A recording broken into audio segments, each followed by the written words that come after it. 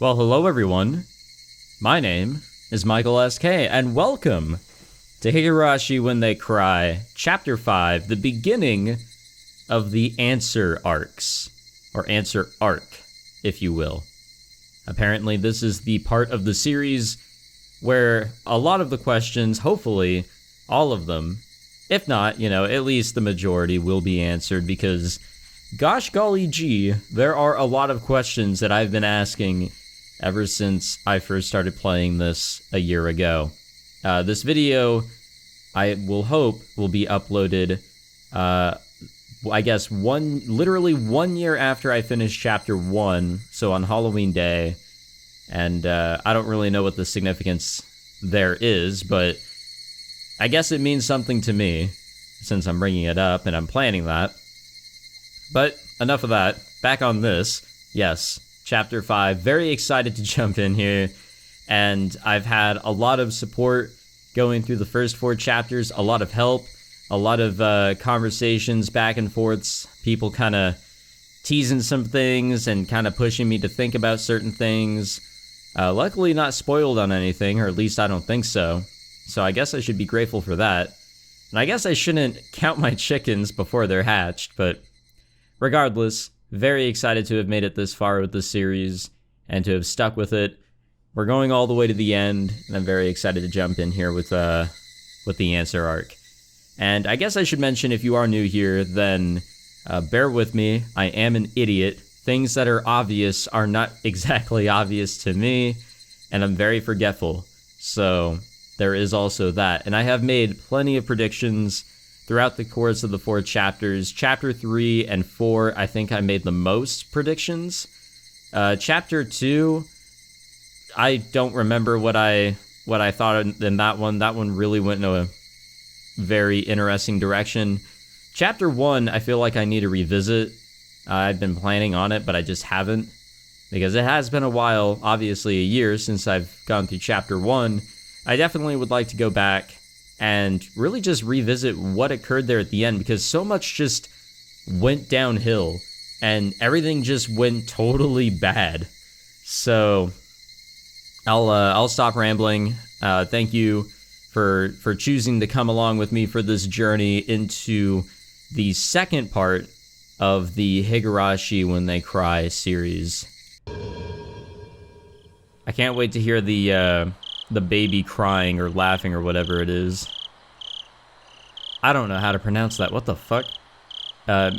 Meakashi? Let's go with that. The eye-opening chapter. Ooh. Welcome to the world of Higurashi When They Cry. Kai. We finally reached the halfway point. From the viewpoint of the protagonist, try to find the truth behind the tragedy that unfolds. The difficulty is very high. It won't be easy to comprehend the motive of the perpetrator. And that's fine and all. I am actually very excited. I think we're going to be following Shion in this one. It's going to be very exciting to see what's going to happen now that we're not going through whatever's going to happen in this chapter, and we're not going through it with Keiichi, or at least through his perspective. Alrighty. Yep, there's the noise. It's more like children laughing. I still don't like it. This arc includes choices that were added in the console version. These choices result in dialogue changes and can lead to bad ends. Do you want to see these choices? So this happened in Chapter 4. There's only one choice, and it was kind of neat to go back and see what would happen if you went down the bad end. But we'll prompt the choices and highlight the correct answers, in the slight case where I'd like to see what would happen if I chose what wasn't or what wouldn't be the right answer. And if you guys think I should choose otherwise, then whatever. She dropped her beads in the sand, so the girl cried. For 100 years, the girl searched the sands. They might be in the ocean, not the sand. So the girl cried. For 100 years, the girl searched the ocean. They might be in the mountains, not the ocean. So the girl cried. Oh, fuck me. This is a work of fiction, blah, blah, blah. Oh, goddamn. I really should not have eaten before jumping into this. Also, should mention that not sure if there was like a different setup or whatever for this game compared to the others. Obviously, the main menu was completely different than the previous 4 chapters. Not exactly sure if audio will be affected by that, but I've been basing all of my audio sliders on Chapter 1, so everything is pretty consistent. If, by chance, this game and the following ones have a different audio system, well then fuck me, we'll have to work on that as we go. 7 keys were attached to the keychain. Without knowing which key was the correct one, I had to go by instinct and try every key one by one. On average, I'd reach the correct key with 3.5 attempts. I'd be fortunate if I could open the lock with the first 3 keys, and I'd be unfortunate if I didn't. I had to think of the worst case scenario, getting the right key only on the very last attempt. I fought with my nervousness, my head ached from it. I put the key in and turned it. I just needed to repeat that small procedure several more times, but I couldn't stop shaking. Damn. Even a 3-year-old kid can do something this easy. So, am I more childish than a 3-year-old? Whatever. I don't care if I'm clumsy. I just need to try all these keys. Even in the worst case scenario, the lock will open on the 7th try.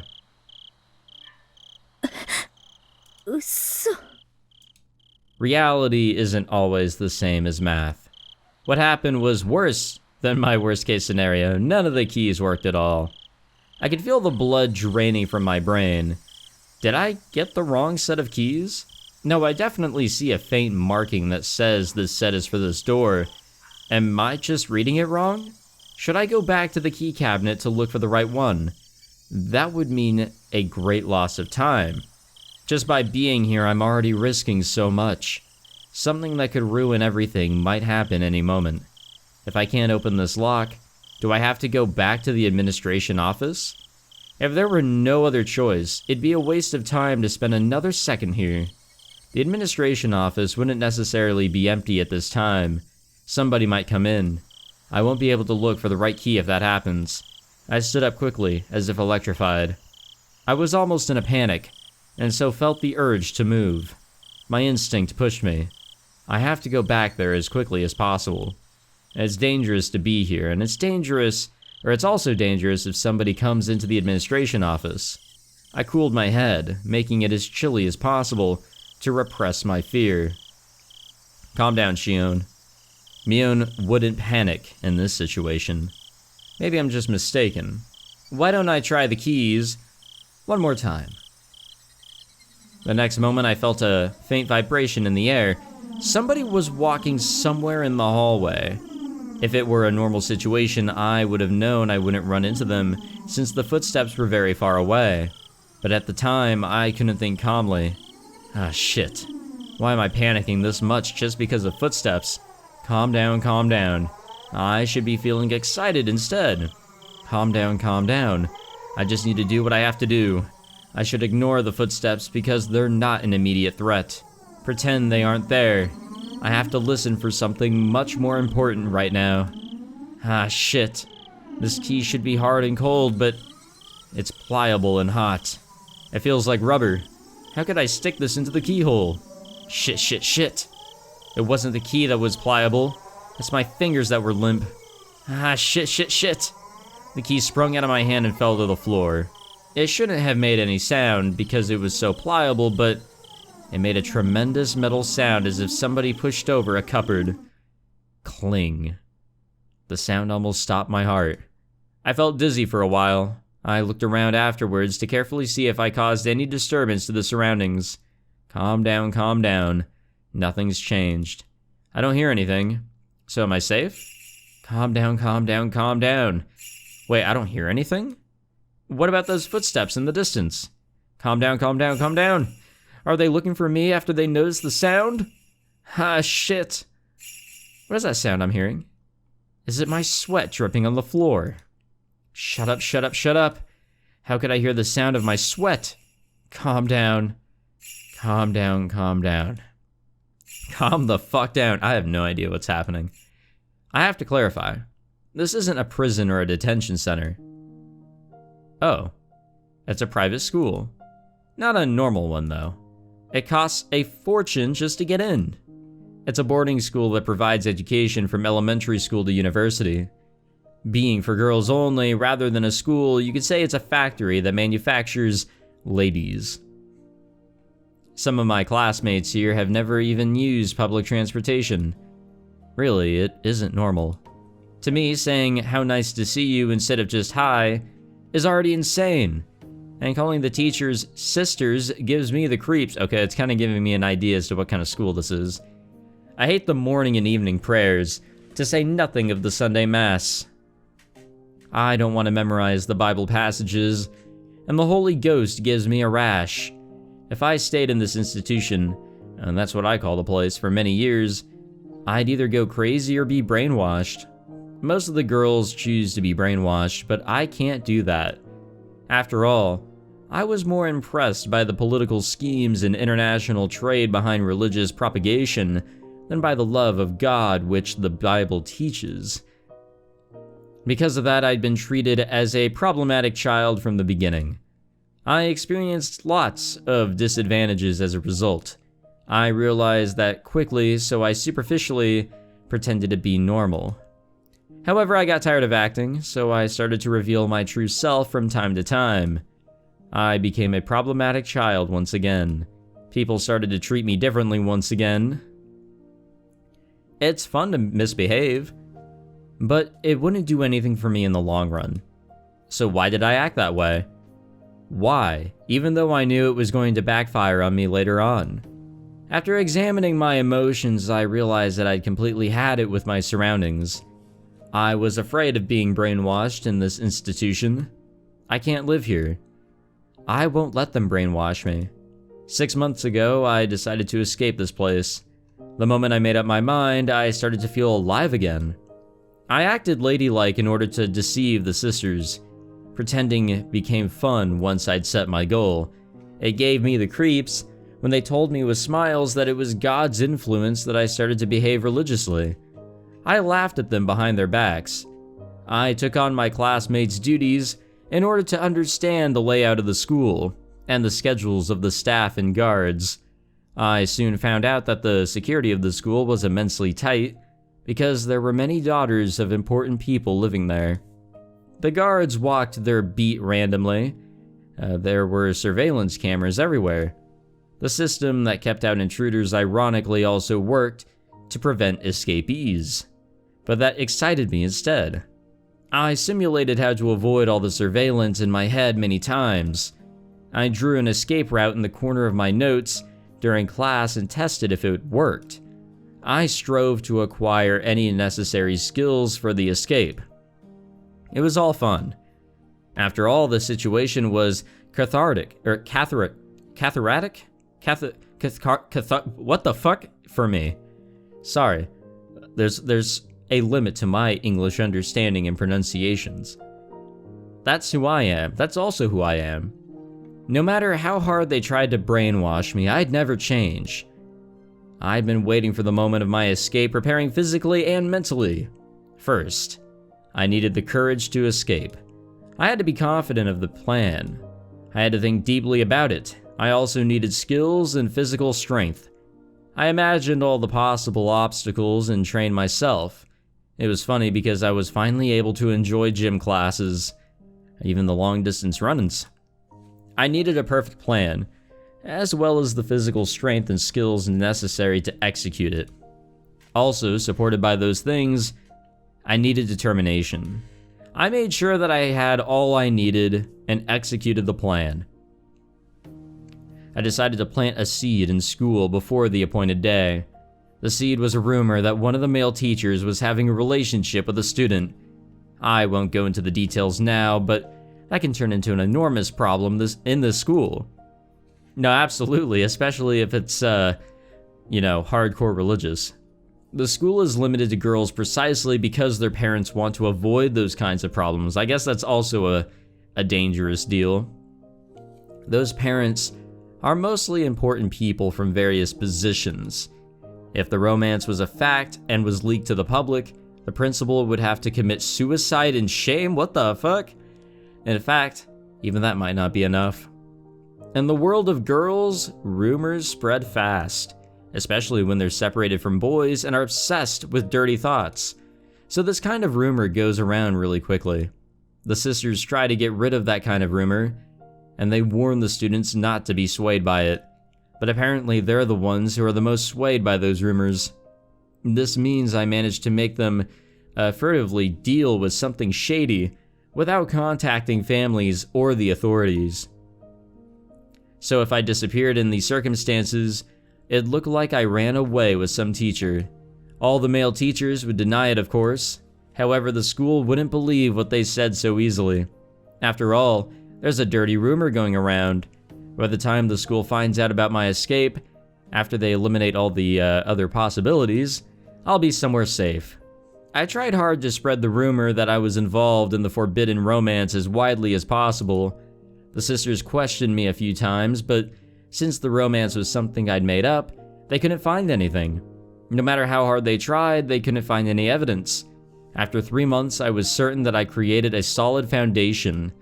I swapped after-dinner duties with my classmates so that I could adjust my schedule on this day, I was even able to fill them with suspicion about me by doing that. Now they'll definitely suspect I ran away with some male teacher. Tonight was the night. I began my chores after dinner. After lights out, somebody will find out about my disappearance. My generous roommate would probably wait about 10 minutes before she reported me to a sister, but no longer than that. I had about an hour tops. But that's enough for me. I took a step off my regular route. That was the first step toward my great escape. I calmed down and thought, the key shouldn't be wrong. This lock is old and firm. Isn't it possible that I put the right one in, but the lock was just stiff, and I only thought I got the wrong one? I realized that my nervousness was making me clumsy. The gloves that I'm wearing to avoid leaving fingerprints must be getting in the way too.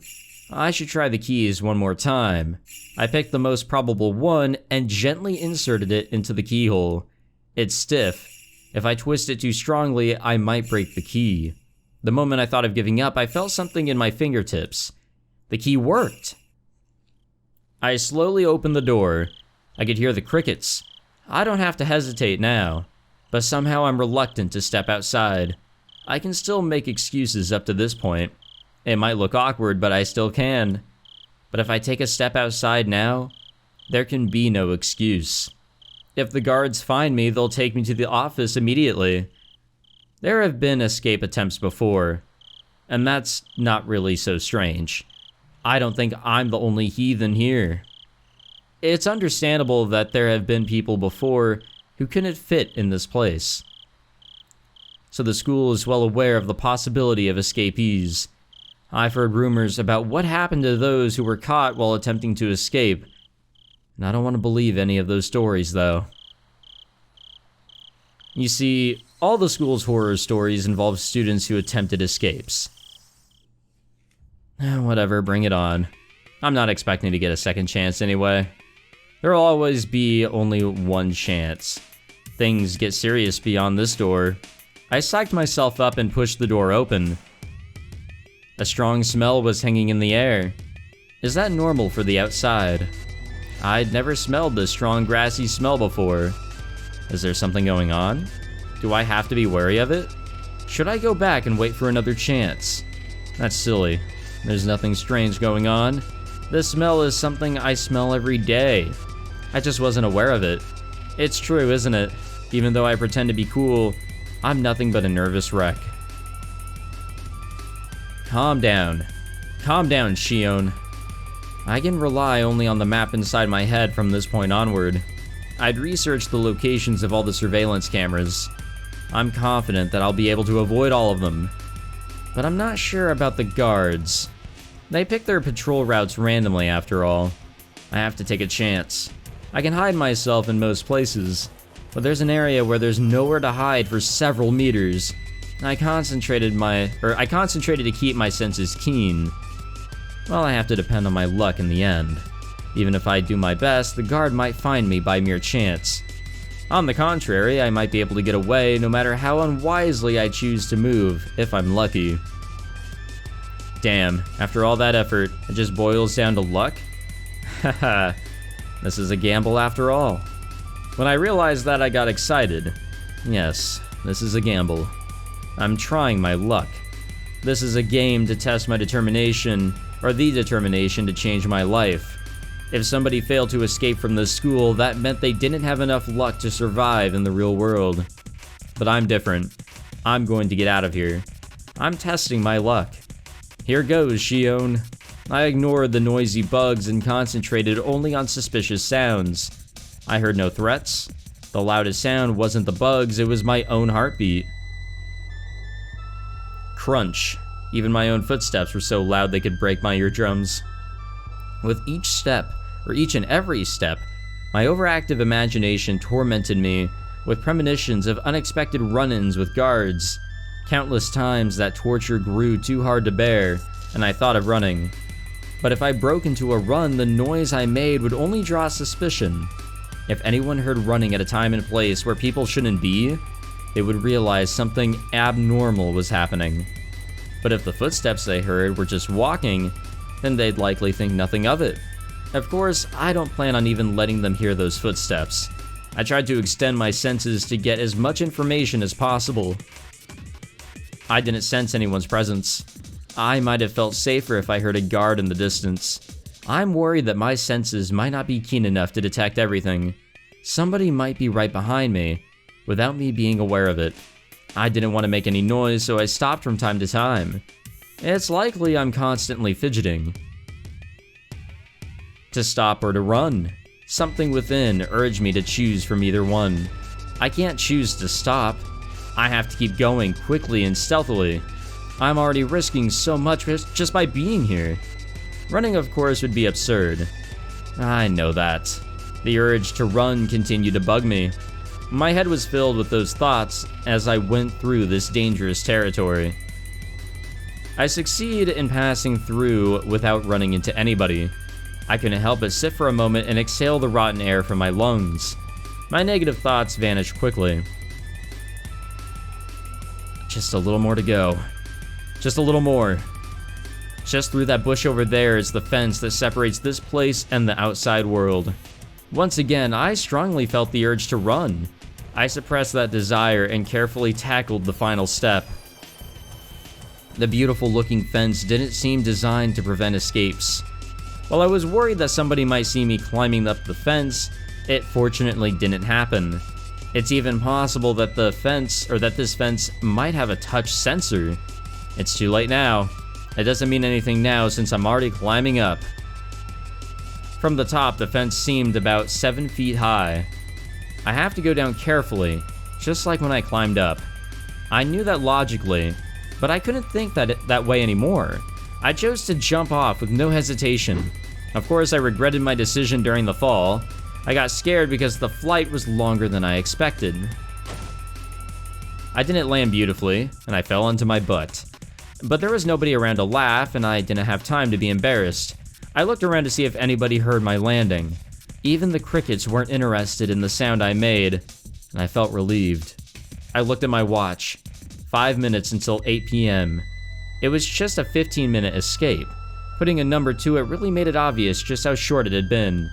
Looking back, most of the time I was just asking myself questions and hesitating. I guess I was worried too much. But I can't be too relaxed just yet. There's no guarantee that I fooled all the cameras. This place isn't a bank. There won't be a fire alarm going off even if the guards did see me. It's possible they're rushing this way right now. I can't enjoy the air of freedom yet. I hid myself in the darkness and waited. There's still time left until the rendezvous. Oh, this is wild. I love it. It's a crazy start to what could be a crazy game. And of course, already a crazy story as we've seen. I watched the school premises while waiting, but it looked like nothing strange was going on.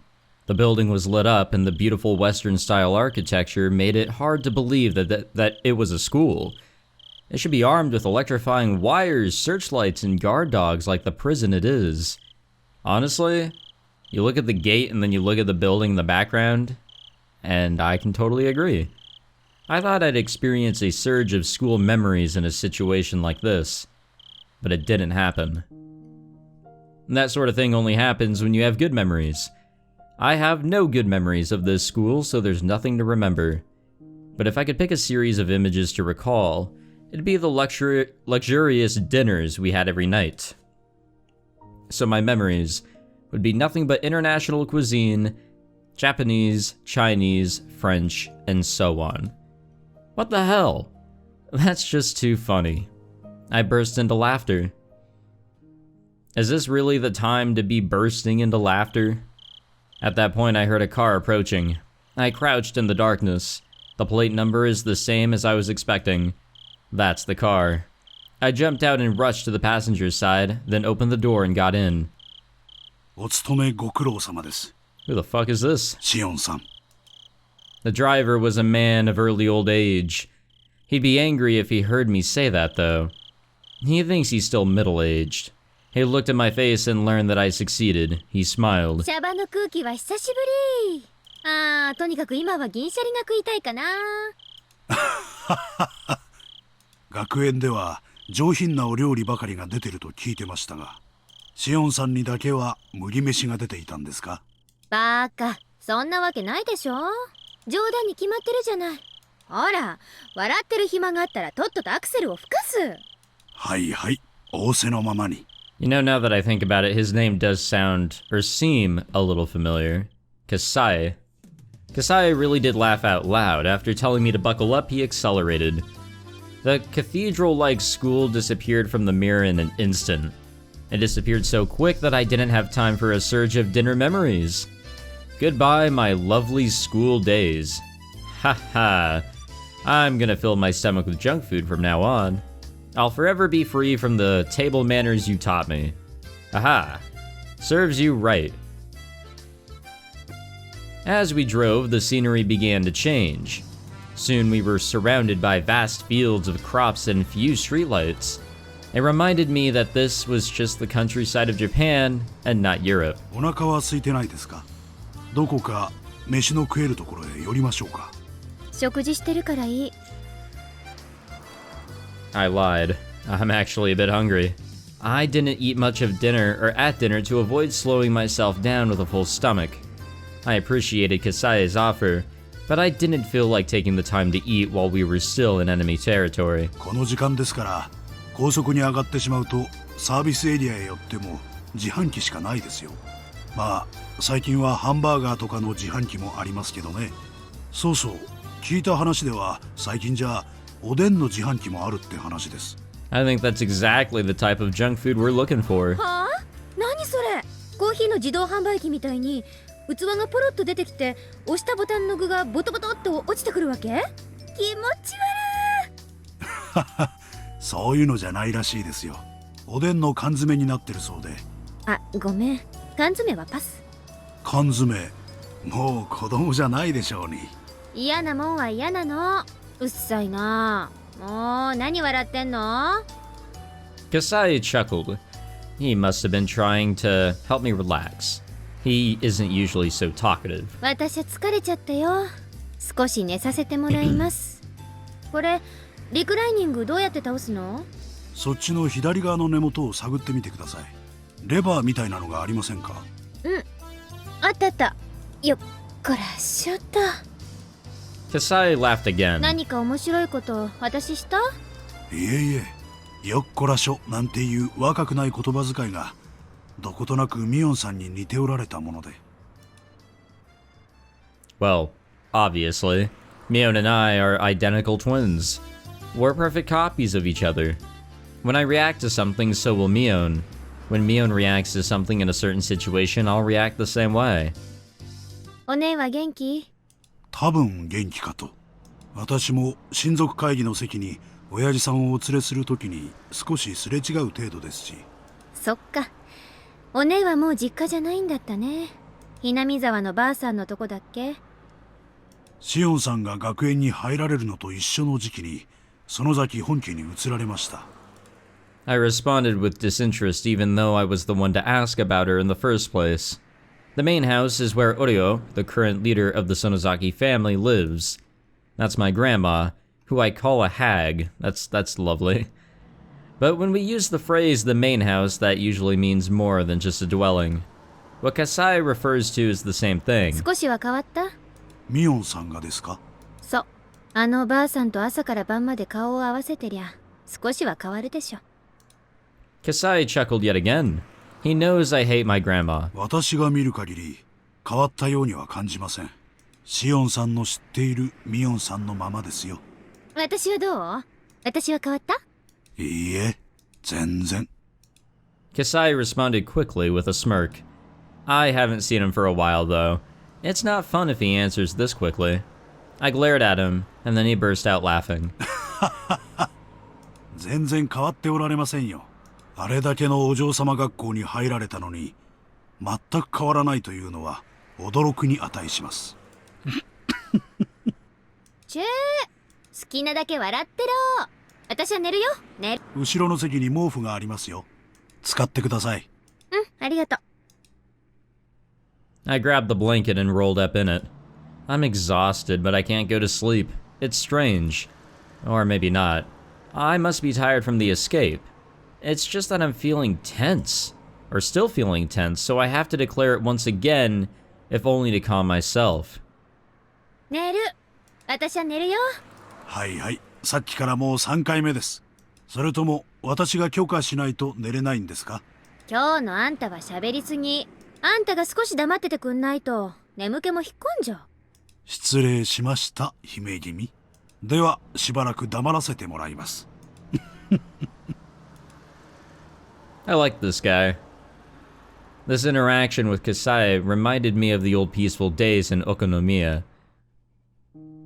Well, I really don't know if I can call those peaceful days. Did I say Okonomiya? Okonomiya. There we go. We were in the middle of the damn protests back then, after all. We all united together, and now that I think about it, we pulled a lot of pretty dangerous stunts. If the authorities ever found out what I did, I'd never escape going to juvie. Well, at least half the people in Hinamizawa would be off in prison. We didn't think of them as criminal acts, though. It was a war. It might also have been a festival where every person in Hinamizawa joined together in protest. It was a struggle, but it was also fun. It was fun to throw stones, alright, at the riot police, yeah. Yeah, let's cause some bodily damage now. We hid ourselves in somebody's home when they chased after us, and we'd even go crowd around the police station demanding the release of our arrested comrades. When we snuck into the construction site and sabotaged it, it felt more like we were playing at war than conducting one. I got so excited back then. I felt united with my fellow members, even though they were strangers to me, and that memory warms my heart. Yes, the way it felt back then was like helping everyone to carry a sacred, planikin? Yeah, let's go with that. Or actually, no, that's not how you pronounce that. Palanquin? Let's go with that, yeah. Through the village. Damn, I'm like 2 for 2 on not getting these words correct at all. Getting all sweaty and exhausted together, until we all collapsed face first on the ground and shared our excitement and cheers with unfamiliar faces over tea. I was just a kid back then. I remember accompanying young men who worked for my dad out to the village to do various bad things. I was arrested a few times. It didn't feel any different though than when I was called to the teacher's office for forgetting my homework. The other villagers were furious about the damn project, but for those of us who were kids at the time, it's a pretty fun memory. All that came to a sudden end a few years ago. It wasn't only the power of the protest that ended the damn construction project. The Sonozaki family and my dad's organization had worked secretly in the shadows.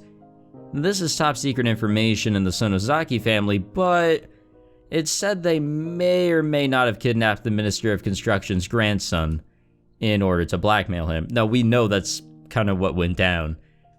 We played through Chapter 4. I honestly, to be honest, if we didn't play through Chapter 4, I'm sure this wouldn't be too surprising either from what we've seen out of the Sonozaki family, especially in Chapter 2 when Mion went on her killing rampage, if you will. The grandson was found a few days after the abduction. He was found in the mountains of Yagauchi. He didn't simply disappear, and he wasn't demoned away, and that means some kind of deal was made secretly. A year after that, the dam construction plan was halted indefinitely. The police suspected the villagers' involvement and investigated, but they couldn't find any leads. The villagers never betrayed each other. They'd do anything to protect their fellow man. They fabricated fake alibis and fake evidence. It was easy to deceive the police. Gah. The car suddenly shook, snapping me out of it. It must have run over a bump or something. Damn, I was really getting into that little flashback deal there. They're going back on the fond memories from Shion's perspective. I suddenly realized my expression was a very happy one for some reason. Ah, I must be looking forward to going home. シオンさん、起きてますか？何？お帰りですが、Okonomiyaでよろしいですよね？他にどこに帰んのよ。I answered straightforwardly with a frown. Kasai then also chose to reply straightforwardly. シオンさんを全寮制の学園に入学させる決定は、園崎本家当主が下したものです。I was wondering, why she ended up there, or who sent her there. She obviously didn't go by choice. シオンさんはその学園を抜け出した。どういうことかお分かりですね。ばあさんの決めた学校が私に合わなかったってだけでしょ。シオンさん。わーってるって。さいな。Sorry, I was getting a drink. As the head of the Sonozaki family, the hag's decisions are absolute. They're nothing like, say, the 3-second rule. Worse, the decision to confine me to an academy far away from the Sonozaki family was made before I was even born. Shion was the name they gave me. My sister Mion has a character that means demon in her name. That was to signify that she's the successor of the demons. In other words, she would be the successor of the to the Sonozaki family and its demonic bloodline. My name Shion has a character that means temple in it. This means that I was destined to take the veil and be confined in a temple. Thinking of that reminds me how much I hate this name of mine. For starters, the person known as Shion is an abominable being to the Sonozaki family, because it meant the family had 2 heirs. I don't have to cite the countless historical examples to explain. It's easy to imagine that could prove troublesome for succession. According to our long-held family traditions, one of the twins was to be strangled to death right after birth. Unbelievable, isn't it? And what that means is that I have to be grateful just to be alive and breathing to this day. I heard the hag actually put her hands around my neck right after I was born. I don't know what exchange took place in that moment. Maybe some brave relative of mine managed to get her to stop. Or maybe she was in an extremely good mood that day. Oh yeah, definitely. Oh, I'm sure. As her daughter is giving birth and everything, just like, all that tension and pressure. Who knows what could happen? And then pop out two babies, 2 twins, or I guess a set of twins. What's the actual terminology? I'm losing my mind here. She birthed twins is what I'm trying to say. But yes, I don't know what feeling somebody would be going through. I don't know if it would be a good mood specifically to like not strangle them or one of them or what, but I'm really just going on a tangent here. I don't know what's going on here. They don't try to strangle me. We're twins. There are no apparent differences between us. Me and my inability to not be able to distinguish plural and singular at times. But the first one out of my mom's stomach was named Mion, and the second one drew the short straw. And got named Shion. Everybody else was desperate to tell us apart, but we sisters just found that awfully ridiculous. There wasn't any difference between us. No one could tell us apart, even if we only swapped hats. We wondered why all the grown-ups were trying to see the differences. Well, our fun as twins didn't last forever. One day they created an undeniable clear distinction between Mion and Shion. She got the tattoo. Mion went to the main Sonozaki house to live with the hag and to learn how to become the successor, and I was to be confined at St. Lucia's. I have no objections to Sis's inheritance. I used to be jealous, but now I feel that having to learn about and follow the traditions would just make me tired. I even feel sorry for Mion, so I'm not going to be a threat to the family even if I'm back in Okonomiya. But the hag doesn't seem to think that way. She thinks of me as some kind of evil omen, and that's why she wanted to keep me away from her. That doesn't matter to me. I don't want to see her face either. I don't care if she doesn't allow me to enter Hinamizawa. She can charge me 10,000 yen per step I take there, but I want her to let me live in Okonomiya where I grew up. When I was little, I was in Hinamizawa, but I don't remember it much, and I'm not very attached to it. I do have good memories of my elementary school days in Okonomiya. I keep on saying Oko, or at least I think I am. If I say it like that, I'm sorry. It's just, I'm trying to, read through as quickly and naturally as possible, but I get it. It's okay. Okonomiya. The town isn't very sophisticated, but I kind of like it there. 沖宮の町へ帰れば、親族の誰かの目に触れることになります。やがては必ず本家の知るところになります。ばあさんの耳に入ったらどうなるかってこと？まあそりゃやばいことにはなるかもね。お分かりならいいんですがね。なーに、カサイ。あんた今から私に引き返してあそこへ戻れって言ってるわけ？ How did he even know to come and get us? Were we able to phone ahead or something? まさか、そんなことは言いませんよ。私が言いたいのは、相応の覚悟はあるんだろうなってことでしょ。口先だけでなく、本当に理解してるんならいいんですがね。Oh, this time the strangling will happen. Like, she will not be in a good mood for sure this day. そうだろうね。万が一の時は、脱走の手伝いをしたカサイも責任は免れないだろうしね。カサイも小指に未練があるなら、今のうちに小指にいっぱいキスをしておいた方がいいんじゃない？その時はシオンさんも、すまきにされて鬼が淵沼に放り込まれるくらいの覚悟をしてくださいよ。Jesus. ああ、あるいは本家離れの秘密部屋送りかも。I heard there's a big torture room in the main Sonozaki house. I've never seen it though. Oh, but I have. And you guys have too. I heard they used to torture and kill the enemies of the village in there. It's just awful, really. I hope I don't end up as a victim of that place. Yeah. はいはい。ま、なんとかなるって。つくづくシオンさんは姉さんに似ている。その出たとこ勝負的なところが特にです。そりゃ似るでしょ。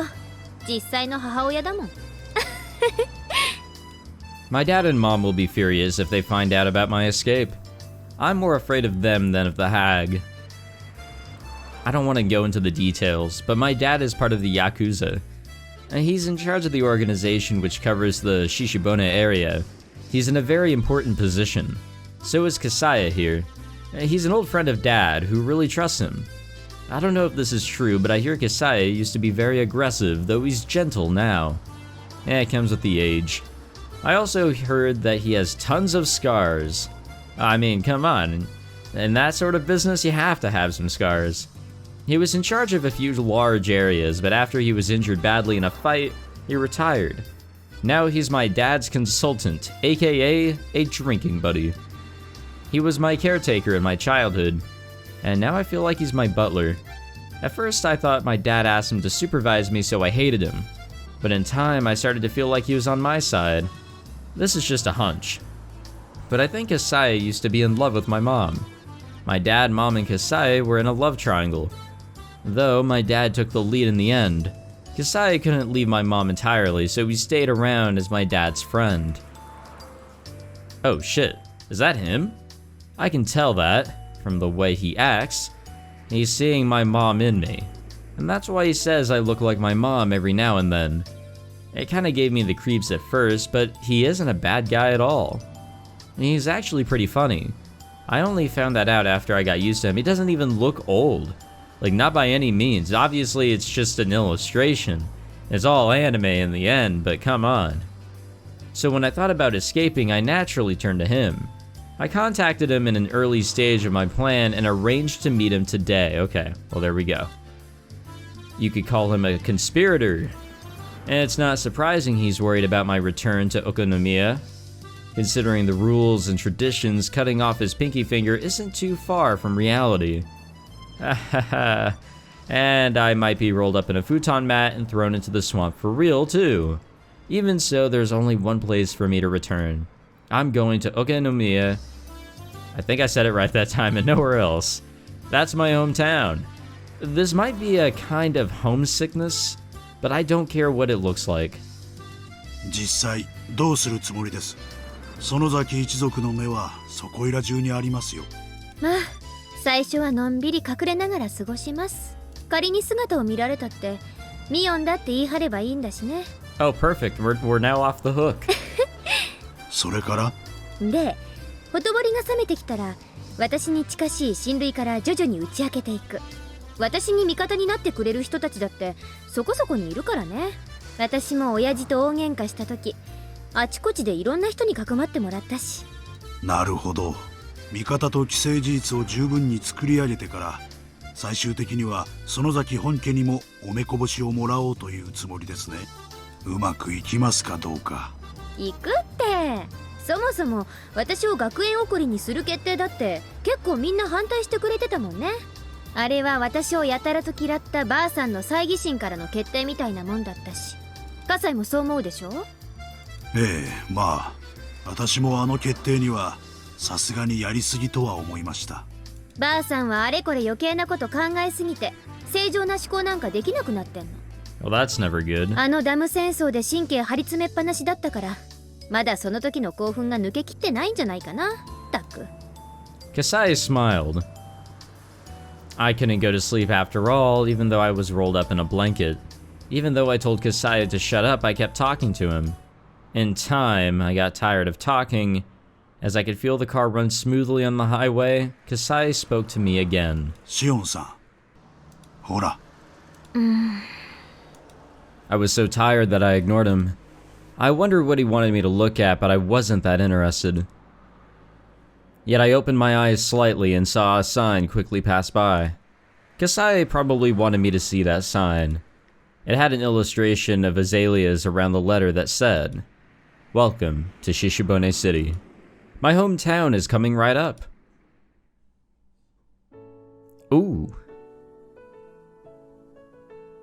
So this is our little intro here. It's a little different. Haha. We get to follow Shion now. This is what I'm really excited for, and I've said it a whole bunch of times. So we will see Keiichi, we'll see the other four. Or at least I hope that's what this is implying. Oh, wait a minute. Hold on, Satoshi's in that list. There's the coach. I saw the teacher. I did not look at the other four on the right side. But Satoshi definitely stuck out there. Alrighty. I'm just excited, you know. We're in a totally different part of the Higurashi story or series, game, whatever. I'm excited to see whatever comes up here. Ooh, the notebook's beginning. And we got the achievement, goodbye, sister. Haha. Yeah, screw institutions that just kind of lock you down like that. We also get a little different music here. Alright, let's read through this. June 1982. Satoshi Hojo disappeared several days after the Watanagashi festival. There were 3 possible reasons for his disappearance. One possibility is that it was an accident. Dead bodies sometimes end up in irrigation channels a few months after hit-and-run incidents. But since the police did a thorough search of the area and hadn't found his body, this possibility seems small. The second possibility is a self-motivated disappearance. Satoshi-kun has been living in dire circumstances. His close friends actually heard him imply he might run away. The police thought he skipped town after killing his aunt. And that seemed plausible considering that aspect. But the police arrested another person for the murder. so this hypothesis must also be considered false. The last possibility is that he was involved in the series of mysterious deaths in Hinamizawa. It's also called the Curse of Oyashiro-sama. He fell victim to it and disappeared. Unless Oyashiro-sama's occult power is actually verified, this curse must be the act of humans. It's only natural to assume that Satoshi-kun was made to disappear by someone's will. So the question is, whose? The possibilities are quite limited. The culprit is either a member of the Sonozaki family, a member of the three families, or one of their many relatives. The police can assume that easily. I need to think beyond that. Who did it? How did it happen? And why did it have to be done? Why did Satoshi-kun fall victim? What was the motive? Who gave out that order? Who actually did it? The mastermind, the culprit, and the truth are all in reach of my grasp. Maybe I'll find them right behind my back? But even so, I can't reach everywhere. There are parts of my back I have to make an effort to reach, clenching my teeth and cracking my joints so that the tips of my fingers can barely touch them. The truth is hidden in places like those. I'm writing this because I need to organize my thoughts and memories. Nobody will read it other than myself, but if somebody does, that means that either I threw these notes away because I no longer needed them, or I fell victim to the curse of Oyashiro-sama in the middle of my attempt to solve the mystery. If it was the former, that's okay. But if it was the latter, please, I want you to help me. Please help this powerless young girl. So I want to say that that was from Shion. I could be wrong though. There are a lot of powerless young girls in this story. 1982. Did Keiichi come in 1983? The fourth year of the series of mysterious deaths in Hinamizawa, also known as the Oyashiro-sama's curse, 1 year prior to Keiichi Maibara's transfer. Alright, I'm finally on to something. I didn't hear a wake-up chime. I'm not in school anymore. My brain is half asleep, but I'm aware of that. Waking up at the same time as the chime would go off at school doesn't feel good. I can't go back to sleep after this. Still, I'm not going to live a torturous school life anymore. I can make today either happy or boring. It's up to me. Yay, that's really positive. I feel like I'm alive for the first time in a while. I didn't have any other clothes, so I was still wearing the school track uniform. And it's supposed to have been designed by some famous Italian person, but it just looks plain to me. It really doesn't feel great to still be in clothes from that school. I want to enjoy my freedom as soon as possible. I especially don't want to walk around outside wearing it. I should have Kasai bring me some new clothes later, and I should think of redecorating this room. After all, this is going to be my castle from now on. This is a room in a gorgeous apartment building in the suburbs of Okonomiya. God damn it. The property is one of a realtor and my dad's conglomerate obtained after foreclosure due to some sort of dispute. Most of the residents moved out during that. So while there are plenty of rooms, it's a lonely complex that feels devoid of people. Plus, with the exception of the manager and a scant 1 or 2 others, all the residents are shady-looking people connected to my dad. It probably won't be much longer before the virtuous residents are driven out. The apartment I'm living in used to be the room they'd use for viewings, so it looks like a room in a business hotel. It's fully furnished but lacking in daily necessities. I'll buy those things over time though. むしろその方がいいよね。自分の部屋っていう実感が湧くし。I nodded to myself. It might have looked stupid, but it helped psych me up. At the school, there was a TV only in the common room, and we weren't allowed to watch any cable channels. I zapped through all those channels as a form of emancipation. It was early in the morning, so nothing interesting was on. But I enjoyed it anyway. Commercials are fun to watch. Kasai dropped by my lunch, or by with lunch, sorry, right when I started to feel hungry. シオンさん、おはようございます。ゆうべはよく眠れましたか？ソファーに毛布でゴロ寝は結構辛いです。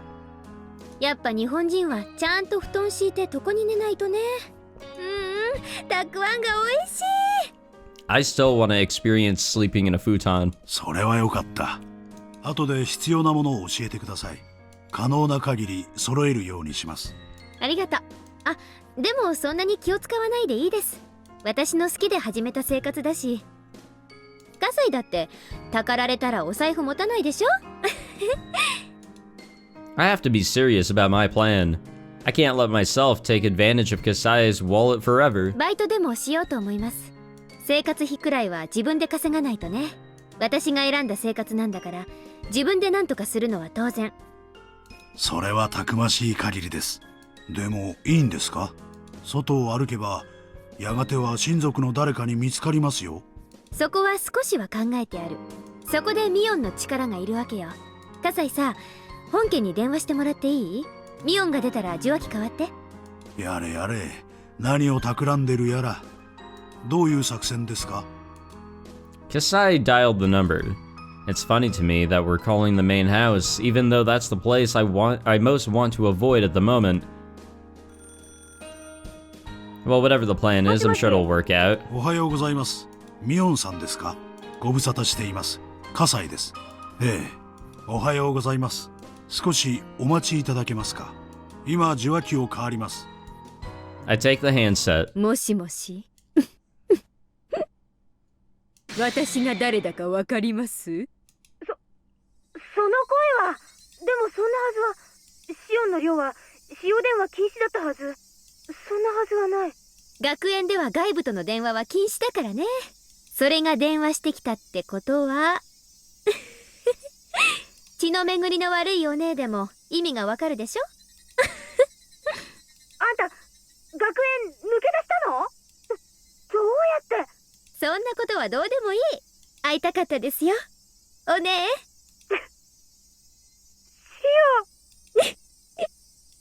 And that was as far as I could take it, and Mion had hit her limit too. Yeah, I didn't think they were gonna start crying. There's no way. We both burst into laughter, unable to keep up our act. It's been a while since we laughed out loud with each other like this. 久しぶりだよ、シオン。あんた本当にどうしたの？どうしたもこうしたも。別に私は嘘を吐いてないです。じゃああんた本当に脱走したの？やる。私を閉じ込めておくにはちょっと警備が甘かったかもね学園はシオンが穏便に脱走したことに感謝するべきかもね。本気のシオンだったら全施設を爆破してから脱走するくらい朝飯前かも。爆破はできないけど放火くらいはやるかもねKasai smiled at us in amazement, his face a blend of amusement and an exasperation, excuse me. おね、今は電話大丈夫なの？大丈夫。バッチャはお稽古に行っちゃってる。今日は帰りは夕方になるって言ってた。それは交通後。近いうちに会って話をしましょうね。とりあえず今日のところは電話で。うん。本家に学園から私が脱走したっていう連絡は来てます？んや、来てない。本家の電話も来客も全部私が通すから、私を素通りしてバッチャに連絡行くことはない。だから来てないって断言できると思う。ほう、そりゃすごい。さすが園崎本家次期当主。私はそんなの嫌だよ。シオンが変わってよ。鬼がついてるのはお姉でしょ。まあせいぜい頑張ってください。陰ながら応援いたしております。まあそんなことはどうでもいいやすごい人事っぽい言い方だな。まあいいや。私関連で何か動きがあったら葛西に連絡をよろです。ここの番号はお姉には教えてもいいかなって思うけど、しばらくは内緒にしときますね。ごめん。そうだね。学園脱走したって話がバッチャの耳に入ったらいろいろ面倒になると思うよ。連絡の件は了解。何か動きがあったら葛西さんに伝えとく。ありがとうです。それとあとお姉にお願いがあるんだけど。そう来ると思った。あ、お金は無理だよ。さすがにお金を無心できるとは思ってません。お姉にはちょっと私のバイトのお手伝いをお願いしたいんです。なるほどね。そういうことか。で、具体的にはどうするの？ We can communicate fast in a situation like this. We don't have to get into details because we know what's on each other's minds. 吉郎おじさん、私の味方だったじゃないですか。吉郎おじさんの持ってるお店のどれかでバイトできないか打診してみます。で、シフトが決まったらお姉に連絡しますから。あんたがバイトしてる時間帯には消えてりゃいいわけだね。めんどくさい役だな。何ですかお姉、双子の妹の頼みを断る？本当に？いいよいいよ、引き受けるよ。あんたの頼みは断ると後が嫌だ。サンキューです。今度シュランクベルタのケーキでもおごるから。可愛いタルト山ほど食べさせてあげますから。あ、シオン、シュランクベルタね。去年の秋に店閉じちゃったんだよ。Well, that's depressing. あ、そうなんだ。マスターが脳梗塞で倒れてね。Now that's even more 退 depressing. 院してから一度は店を開けたんだけど、やっぱり体が持たないらしくてさ、惜しまれたけど閉店しちゃったわけ。そっか、そりゃあ残念です。欲張りモンブランをお腹いっぱい食べる夢はもう夢のままで終わっちゃったんですね。I was disappointed that my favorite cake shop had closed down, but more so that this town had changed without my knowing while I was gone. It was kind of regrettable. 他にも変わったこと、私の知らないことある？いくつかある。今度会ったら全部話すね。ありがとう。私も学園で見てきたこと全部話しますね。近いうちに機会を設けましょう。追ってこっちから連絡します。わかった。ミオン、何？元気でやってる？もちろん。ならよかった。切るよ。じゃあね。It's really been a while since I last talked to her. I put down the phone and heaved a sigh as Kasai brought in some tea. 結局どういう話になったんですか？吉郎おじさん、私のことを可愛がっててくれたじゃない？おじさんにね、私が学園を抜け出してきたのを打ち明けようと思います。で、おじさんの持ってるお店のどれかでささやかに働かせてもらえたらなって。人目に触れますよ。吉郎さんはいいとしても他の親類に見つかるかもしれないじゃないですか。そのためのお姉ってわけよ。私が働く時間が決まったらお姉に連絡する。で、お姉は私が働いている時間にはちょっと人目を忍んでくれればいいわけ。わかる？ Kasai looked puzzled. It's not really that difficult to grasp. つまり簡単。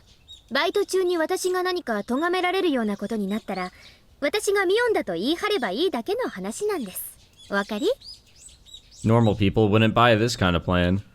But Kasai knows too well how easy it is for my sis and me to trade places. つくづく大胆というか悪知恵が働くというか、いやいや脱帽です。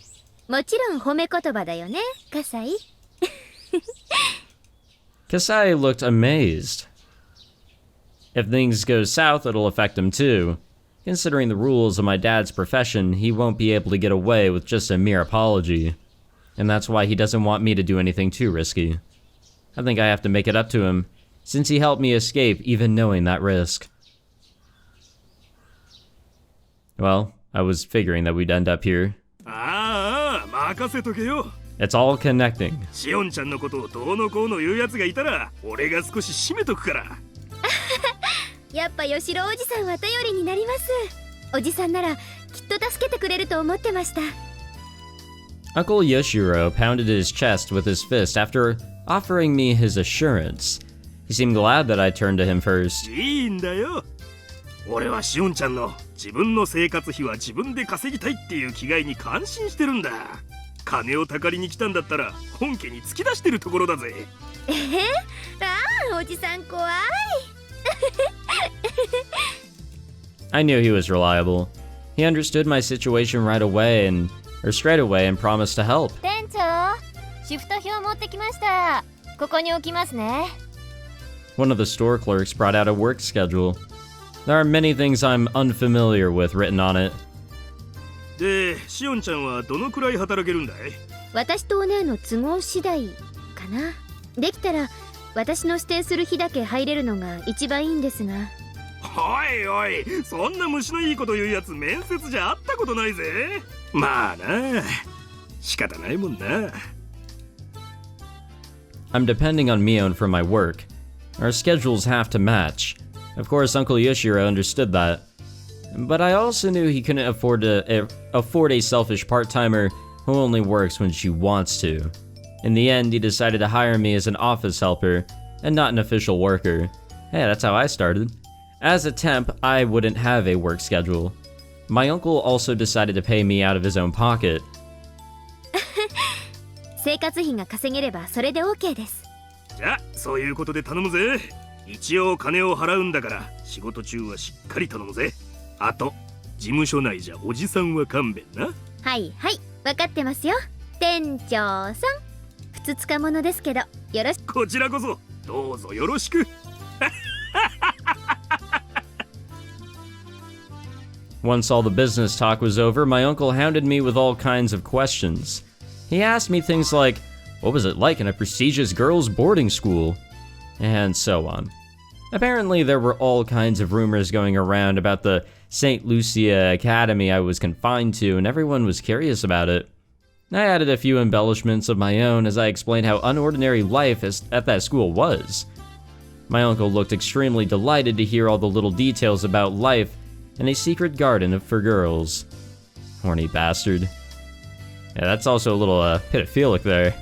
Once my uncle was satisfied, it was my turn to ask all kinds of questions. I wanted to know if anything peculiar had happened while I was gone. I won't be able to act like Mion unless I can fill in the gap of information left the past 2 years. Okay, I was just about to ask how long she was out. So she might not know about these Oyashiro deaths, or cursed deaths, if you will, from the past couple of years. そんなに大きく変わったことはないな。ダム戦争が終わってからこっちはもうそりゃのんびりしたもんさ。私はダムの計画中止が発表されて少ししてから学園に行ったからな。私がこっちにいた時はまだほんの少しピリピリしたムードが残ってましたよ。中止発表の後の1年くらいは同盟も計画は凍結されただけで中止になったわけじゃないって言って神経質になってたんだけどな。翌年には解散式をやったよ。Hinamizawaの境内で大式典だった。それでダム戦争は本当に終わりだな。じゃあ私が閉じ込められたすぐ後だ。戦争も終わっちゃってみんなふぬけちゃった感じ？シオンちゃんなんかはダム戦争は戦争ごっこみたいで楽しかったんじゃないか。子供たちが警察のお世話になるたびに引き取りに行っていろいろいじめられた大人の身にもなってくれよ。まあ確かに否定はできないかな。私ら子供にとってはダム戦争はかなり遊べるイベントでしたし。Uncle Yoshiro seemed exasperated at how differently kids and adults treated the conflict. そういえばバラバラ殺人なんてのがありましたよね。あのクソムカつく現場監督の野郎がバラバラにされたやつ。Yeah, we got to meet him in Chapter 4. あれ、確か犯人がまだ全員捕まってなかったですよね。捕まったんですか？ああ、確か主犯がまだ捕まってねえんだよな。そうそう、確か捕まってないはず。しかもHinamizawaの守り神お社様を祀る綿流しの晩にね。当時お社様のたたりだって騒がれたのを覚えてます。あれ子供的には結構怖かったな。ああ、お社様のたたりね。その翌年にも起きたんだよな。そうそう、あれも怖かったですね。何でしたっけ？ダムの賛成派の男が事故で死んだやつ。北条だっけ？しかもまたしてもお社様を祀る綿流しの日に。これはもうたたりしかありえないってずいぶん騒いだっけ。あれは怖かったです。The construction manager that everyone hated was killed and dismembered on the night of the Watanagashi festival. That incident on its own was more than intense enough for us kids. Worse, part of his body was never found, which made it almost a ghost story amongst us. We seriously believed that the severed right arm was roaming in search of the body it belonged to. What is it, like hand, you know? The little hand in the box or whatever? That's basically the missing link there. It didn't take long for the rumor of Oyashiro-sama's curse to become a topic of discussion among occult researchers and the like, considering the circumstantial factors. Even so, the rumor faded away after about a year. After the dam project was officially frozen, we held Watanagashi purely as a festival. But the curse struck again. The victim was a pro-dam activist who lived in Hinamizawa by the name of Hojo. He and his wife were on a trip when they fell from a cliff to their deaths. It was considered an accident. Technically, police were still searching for the wife's body. If I remembered right, they never did find it, did they? Once again, the man most worthy of Oyashiro-sama's curse fell victim on the night of the Watanagashi festival. So the fuss over Oyashiro-sama's curse rose up again. Until then, Oyashiro-sama wasn't considered very important. At least in the world of us kids, it was just the name of the object of worship in the shrine and nothing more than that. I had seen boys peeing on the archway, and I once stuck my hand onto the offertory box, The existence of a god didn't matter to us, or much to us, but after 2 consecutive occurrences, the kids no longer doubted the existence of a curse. We were all shaking in fear of Oyashiro-sama. Everybody suddenly became interested in the old stories about him too.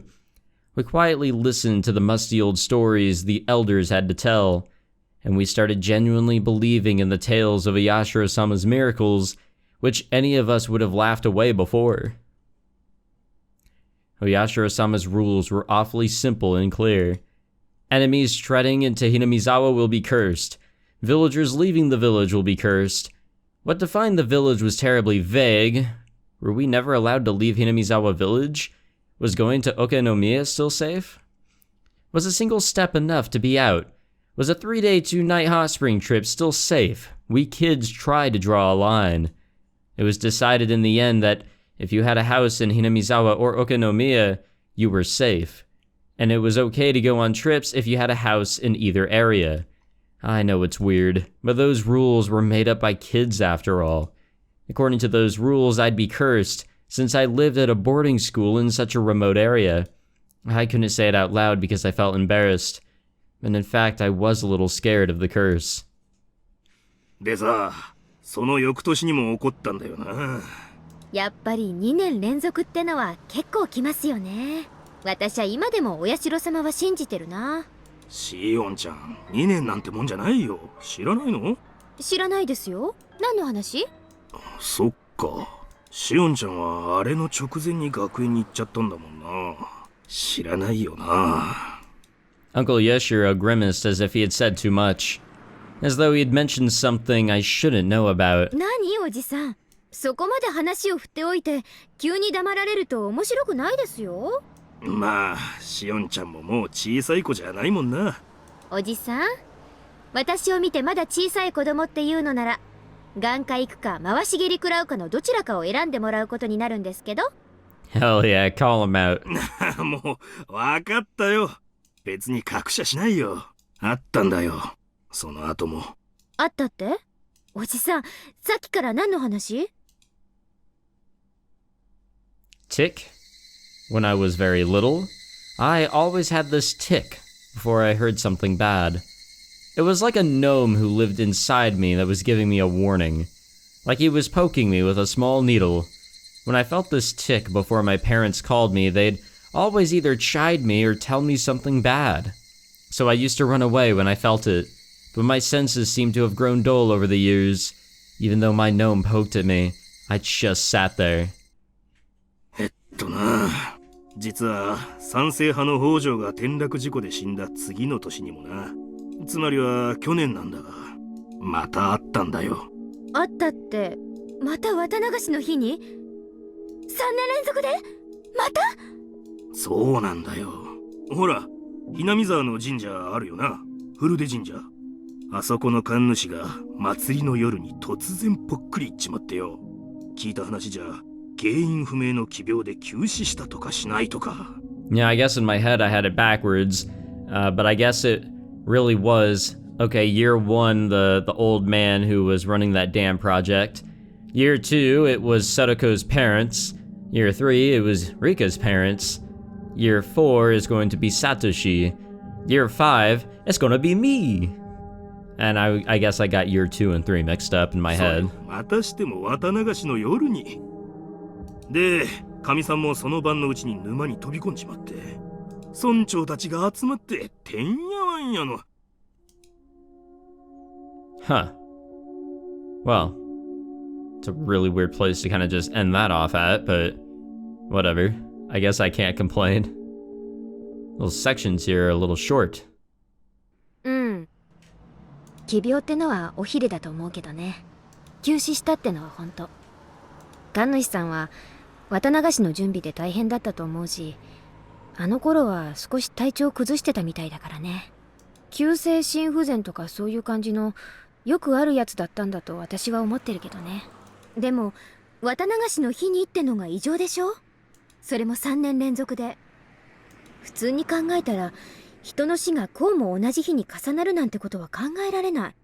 警察も検視したみたいだけど、その後に特に騒がなかったってことは死因に不審な点はなかったってことじゃないの。まあでもシオンの言う通り、人の死が3年も続いて綿流しの日に重なるとやっぱり普通じゃないって思うね。 It's very abnormal. それにさっきお姉も言った通り、お社様にたたられそうな人ばかり開始する。これは絶対に何かあります。 Well, yeah. たたりでも陰謀でも、とにかく絶対裏に何か因果関係がある。 I decided to meet up with Mion at the library near the Okonomiya train station. It's not that I don't trust Mion, but I don't want to let her know where I live. Not many people use this library, so I won't see anyone from Hinamizawa here. It's very convenient for meeting someone in secret. After we discussed my life plan and work schedule, we moved to small talk. I've been away from this town for years. Things have changed. I asked Mion about those changes in detail in order to fill in the gaps. While talking about various things, I brought up what Uncle Yoshiro had told me about Oyashiro-sama's curse. Even before I left town, the curse had already struck twice. The dismemberment murder on the first year left quite an impact.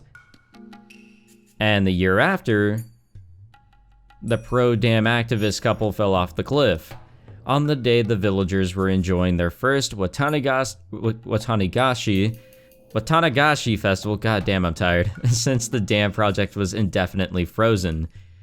This one also left quite the impact. The evil construction site manager was punished, and the next year the traitor to the village met the same fate.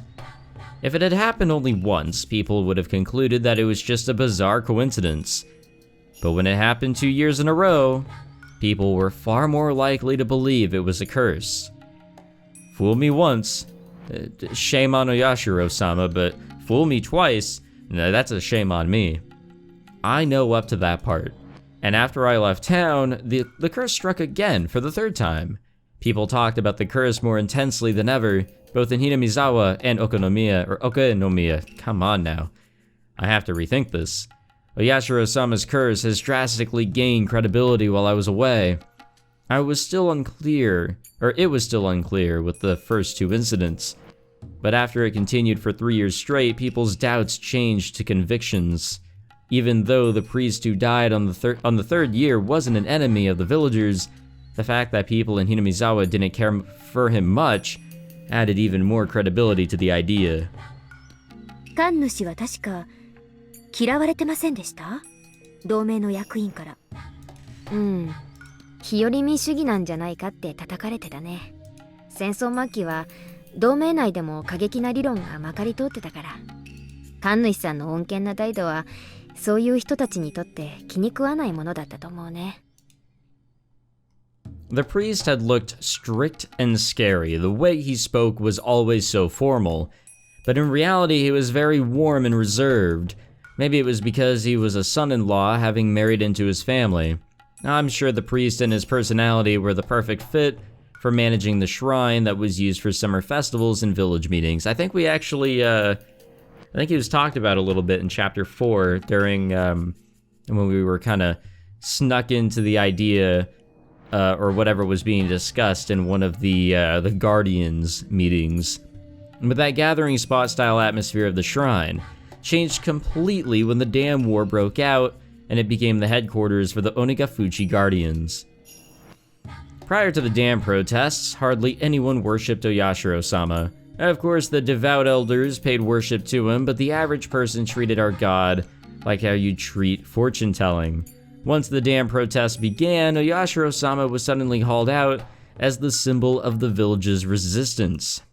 Tracing the Oyashiro-sama faith back to its roots, it was an exclusive elitist faith that believed its members were descended from a holy ancestor, different from the masses at the foot of the mountain, and that those tainted masses should never come near the village.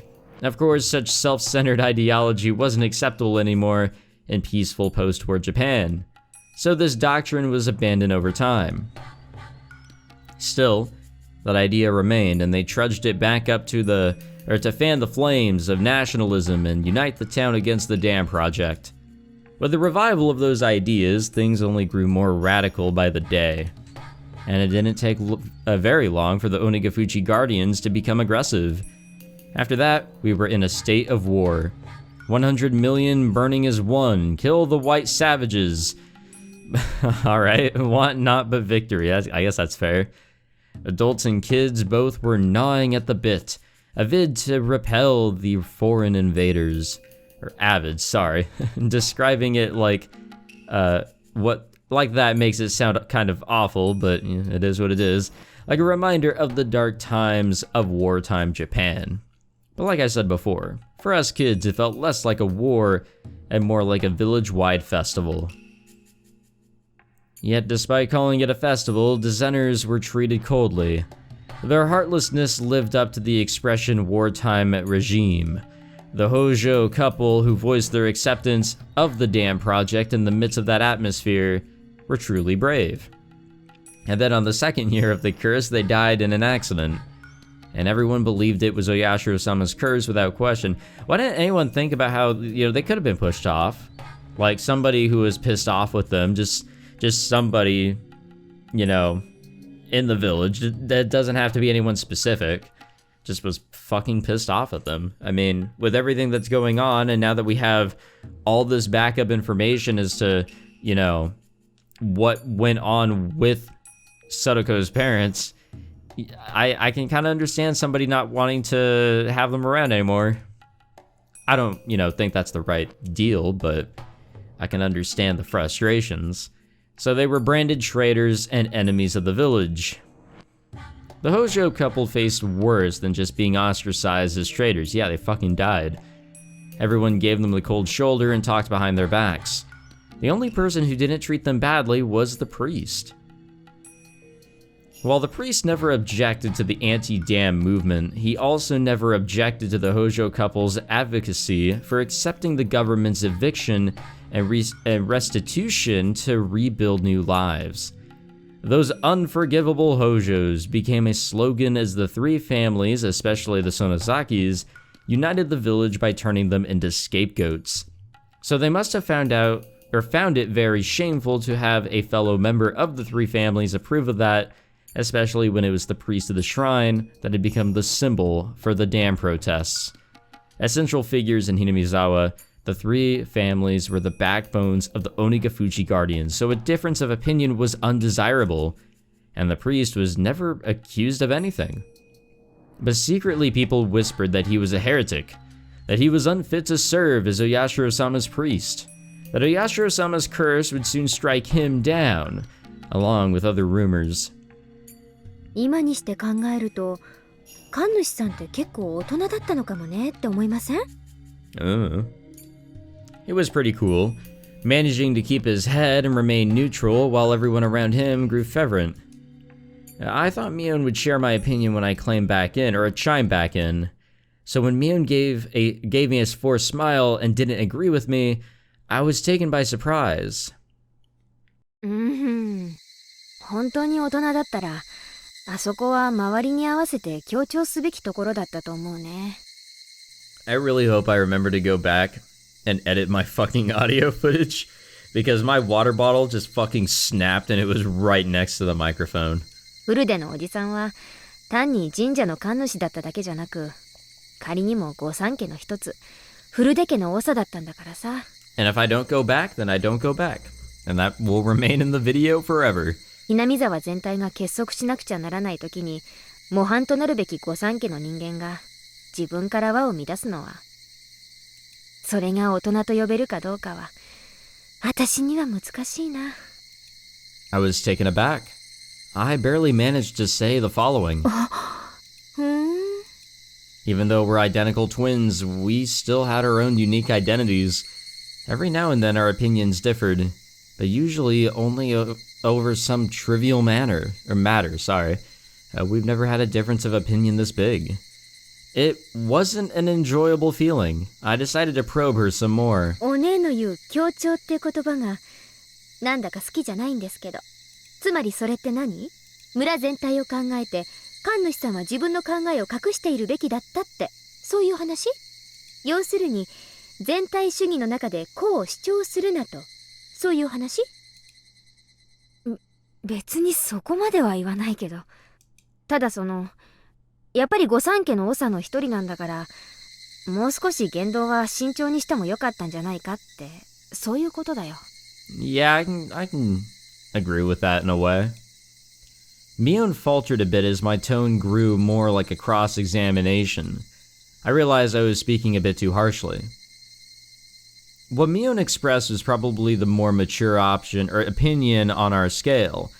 When everyone needs to work together to stand up to a vast enemy like the government, people should refrain from actions that would destabilize that alliance. Writing it out and reading it now, I can understand that.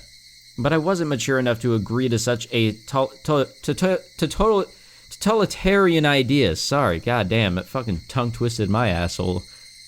Or maybe it wasn't me at all. It was Mion who'd made that mature judgment. We've been separated for over a year, and I've been away from the town. In the meantime, Mion has been training to take over the headship of the Sonozaki family. She'd been treated as such even before I was confined to that institution. She sat next to the hag in ceremonies and in meetings. She took her place when the hag was absent. But that was just it. We were never that different. Mion has become very like a successor since I've been gone. お姉もいつの間にか大人になっちゃいましたね。She seemed to get what I was implying. やっぱり私もバッチャみたいな考え方になっちゃってきたかな。いいじゃないですか。お姉は次期当主なんだから、いつまでも下々と同じ考え方じゃまずいでしょ。さすが帝王学を学んだだけのことはある。そんなの学んでないよ。どうやればバッチャのふりができるかって、それだけだよ。シオンにだって簡単にできるよ。そんなのやりたくないです。ばあさんのおもりはミオンのお役目。ま、疲れない程度にほどほどに頑張りなさいませ。I didn't mean to be cold, but Mion seemed to take it that way. She smiled as if trying to pacify me. I smiled gently back at her. お姉？ミオン？何？確かに私たちの別離はいつも穏便じゃなかった。名前を引き離され、住まいを引き離され、そして体を引き離された時もいつもね。Mion looked down with a serious face, but then looked right back up. あんたは私がそのあたりで逆恨みしてるんじゃないかって思ってるかもしれない。でもそれは誤解。そりゃ確かに確執はあったよ。でもそんなのは時間で流れる程度のもの。あんたが引け目を感じるようなことは何もない。Up until birth, we were perfectly equal. Right after birth, we were separated by the grown-ups' priorities. I used to get mad about it when I was little. There's no denying that. But we don't have to start a disagreement over it. Mion seems to understand what I'm trying to say. We each have our own characteristics, even though we're identical twins. Only we know the differences. We're also dependent on each other because of them. Mion seems more dependent. She always worries about me. If somebody gave her a cookie, she'd divide it into two and give one half to me. If somebody gave her a candy, she'd wait until I said it was okay to eat it. On the contrary, I'm cold. I don't care about others if I'm satisfied. I'd put the candy in my mouth right away. I have to emphasize, sorry, that I don't hate her. And I'm well aware that she loves me. I'm also well aware that my pronunciations and English reading is not good in the middle of the goddamn night. We both know that. Mion must have been hesitating to put the candy of the successor in her mouth and was waiting to see if I was okay with that. 頑張れ、ミオン。私もシオンを頑張る。I tapped her forehead with my fist lightly. Mion put her forehead against my fist as if trying to feel the warmth. She's Mion, and I'm Shion. She's the successor of the Sonozaki family, and I'm just a vagabond. That isn't a distinction, but rather our individuality. We shouldn't worry too much about the other anymore. We should feel relaxed, living as who we are with our own characteristics. I didn't have to say any of that out loud. We can communicate by touch, just like this. ありがとう。シオン、頑張ろう、ミオン。困ったことがあったらいつでも相談して。私たちはいつだってそうやってきた。それはこれからも何も変わらないよ。Mion kept nodding with her forehead against my fist. Well, that's sweet. I can't wait for all of that to go down the drain. Or whatever. I said goodbye to Mion before it turned to evening. We had talked about the things that had happened during my time away, and I had enjoyed having that chat between sisters very much. We were able to dissolve our unsettled emotions. We didn't used to do any of that. Maybe it's because we hadn't seen each other for over a year. It was late afternoon. My heart felt lighter now. I stretched and looked up at the sky. The sky was clear, blue, and far away. No matter how tall I grow, I'll never be able to touch that sky. I'm Shion Sonozaki, a girl who escaped from the life she was forced to live. Nobody will praise me for what I did and for what I'm going to do, but this is what I chose. なんだ。私だって大人な考え方できるじゃない。Yeah, we'll see how that goes. I psyched myself up. I should go shopping for dinner. Though I have Kasai's help, I need to save money. I love junk food, but it'd be cheaper to cook. Ironically, the culinary classes from that evil school will come in handy. Why not go to the shopping district and Kami Ishiki? Let's go with that. Huh? If I'm going there, then I'd need to take the other street. The cool breeze in the late afternoon felt nice on my skin. Yeehaw. Kasai came to the door while I was putting stuff I bought into the fridge. あ、待って待って。今鍵開けます。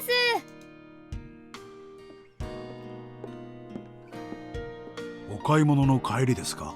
Yes. お疲れ様です。買い物程度で疲れてちゃたまんないよ。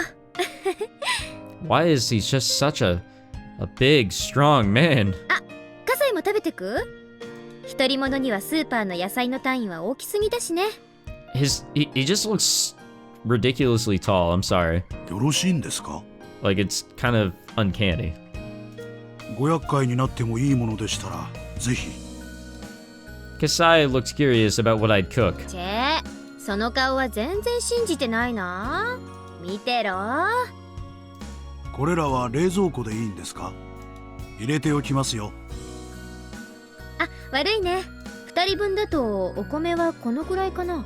よっこらしょっと。Kasai skillfully packed food in the fridge while glancing at each item in turn. He noticed something. シオンさん、相変わらず缶詰はダメなんですか？ I hadn't bought any. That was, of course, on purpose. 缶詰を避けての買い物はいろいろ大変でしょう。理屈じゃ分かってんだけどね。無理強いされりゃ食べないこともないけど。それでも私はやっぱりパスだな。悪かったと思ってます。少しふざけすぎたと思ってますよ。だからそろそろあんなくだらない話忘れてくださってもいいのに。ああ、もううっさいな。男が厨房にチャラチャラ出入りしない。テレビでも見てておとなしくしててよ。Kasai chuckled and left. I know this sounds stupid, but I hate canned food. If somebody told me there was canned food in a meal I just ate, I'd throw up.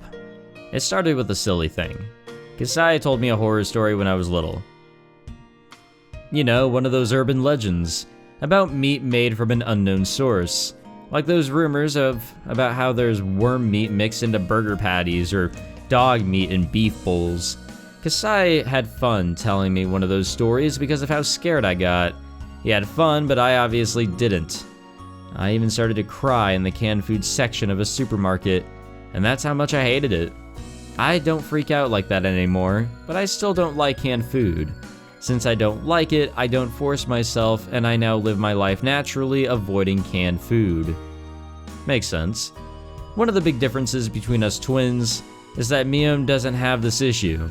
Kasai feels responsible for this, but he can't rid me of that fear. Still, a flaw like this is actually a good thing. Otherwise, I'd be too perfect. Aha. カサイ、机の上の新聞どけて。いい匂いですね。ごちそうになります。量が足りないと思ったら、あとは勝手に牛丼屋さんにでも行くこと。あ、テレビは切らないで。私は静かな食卓ってやつが苦手だから。では、いただきます。で、カサイ何の用だったの？何か用事があってきたんでしょ？ I handed him a cup of tea.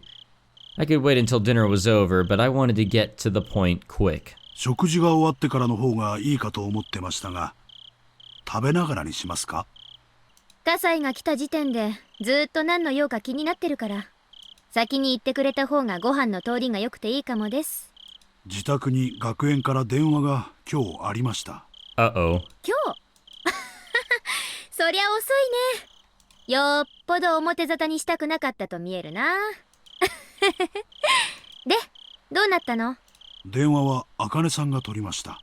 親父さんには後で折を見て話すそうです。Akane-san is my mom, and that's what Kasai calls her, as he's known her since before her marriage. で、母さんなんか言ってた？ I was lucky she answered the phone, since she's relatively on my side. 仕方のないやつだと、こういう結果も決して予想外ではなかったような顔つきでしたね。親父にはまだ知らせてないんだ。茜さんなりにタイミングを測っているんでしょう。多分 2,3 日中には話すものと思います。親父はばあさん寄りだからな。耳に入れば自動的にあいつにも伝えるだろうな。で、伝わったら見つけ次第即刻ここへ連れてこい。申し開きの意見によっては指の1本や2本ってことになるだろうね。おっかない子って。笑い事で済めばいいんですがね。シオンさんの指だけじゃ済まないかもしれないってとこだけ。あちちちち。がっつくからだよ。あ、ちなみに味噌汁もご飯も作りすぎてるからおかわりは強制ね。3杯は絶対食べること。God damn. A few days later, Mion told me that the hag had heard about my escape. Man, things are really moving along here. ばあさんはどんな感じだった？バッチャはカンカンでさ、もしも沖宮界隈に帰ってきてるなら即刻見つけ次第自分の前に引っ立てろってさ。怖っ。で、実際に親父とかの動向は？近々の親族会議でシオンをかくまってないか問いただすみたいだね。でも若いのに街中を探させるとかそういう真似はしないみたいだよ。Holding a family council means that things will remain in the hag's hands alone. She won't search the town for me. It's likely she's unofficially approving my presence. Of course, I'll get caught immediately if they find me in a large public place. 母さんが随分暗躍してくれたみたいだね。I can tell she's being supportive. It's a long story, but my mom is sort of an outlaw, even though she's of the Sonozaki bloodline. A long time ago, she had a huge fight with the hag because she hated the family rules and traditions. She was even excommunicated. My mom was supposed to be the successor, but she was deprived of the title and Sis took her place instead. I really hope you guys can't hear my dogs. While she's quiet now, Mom's still an outlaw. She's always been on my side because I also hate rules and traditions. 親父、最初はすっごくカンカンだったらしいよ。母さんがだいぶなだめたらしい。何のかんの言っても、親父は最後には母さんには勝てないからね。オッケー、ありがとう。また何かあったら教えてね。本当にヤバくなったら、私もこの町を離れるつもりだから。葛西とか吉郎おじさんとか、それに母さんとか、世話になった人の顔は潰せないからね。お姉、あんたが今何を考えてるかわかりますよ。どうして同じ血を分けた姉妹なのに、シオンだけこんな隠れるように生活しなきゃならないのか、でしょ？ Mion was silent, and that meant yes. シオンだけこんな窮屈な思いをするのはフェアじゃないよ、絶対。ありがとう。気持ちだけでも嬉しいです。表に出たい時とかあったら相談して、シオンがいつでもミオンになれるよう協力するからさ。She sounded apologetic. I shouldn't go quiet or agree with her. She sticks to things a little too much. Once she goes down, she'll stay there for a while. So I just told her simply. ありがとう。実はそれが一番ありがたいです。じゃあ切りますね。じゃあね、またね。Boy, oh boy. Yeah, I guess things are kind of escalating as they probably need to. I have no idea where this is really going to go. What sort of story this will all tell and all of that. A smudged diary. That's our only tip. I think we only got one tip previously as well. Hello, sister was the achievement on this one. Let us view our tip. Sadako was crying while hiding behind my back. Uh-oh. She's been crying while clinging on to me, so my back was wet with her tears and snot. My aunt had been screaming hysterically, but she looked tired now. I think this is Satoshi. I suddenly realized that it was already past 1 in the morning. She vomited out a series of screams one last time, and then finally called it quits. Sadako seemed exhausted, yeah? She was looking down in a state of shock. Even after my aunt walked away, she didn't realize that she had been freed. So I stroked her head and told her, 終わったよ。Sadako. Sadako twitched. Her eyes grew bright again and tears rolled down her cheeks. She looked up at my face. She knew it was over, but wanted to hear it directly from me. She begged me with a look. To be honest, I was really exhausted too, so I felt a little bit annoyed when she tried to make me say it. But I needed to pacify her, so I gently told her what she wanted to hear. もう、おばさんの小言は終わったよ。だから、ね、ねよ。Sadako clung to me while her tears continued to fall. She was crying again silently. Sadako was shivering pitifully.